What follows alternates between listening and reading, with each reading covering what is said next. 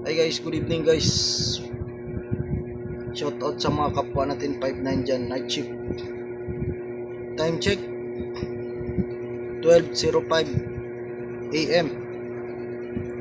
So ngayon guys, itong mga oras ang critical sa pang night shift, critical na oras to. Makikita mo mga kasama mo, papikit-pikit na yung mata. Wala na, inaantok na yan. Pag officer ka, ganitong oras, mag-grooving ka na. Mag-grooving ka na kasi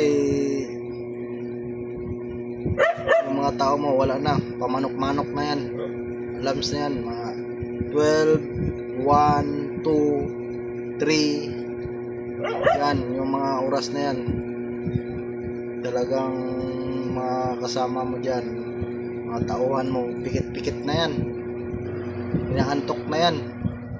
Kaya need mo na yan pa-assisan or ikaw ang mismo mag-assist. Ito yung mga oras ng tulog ba? Tulog manok, mga 5-9. Aray ko.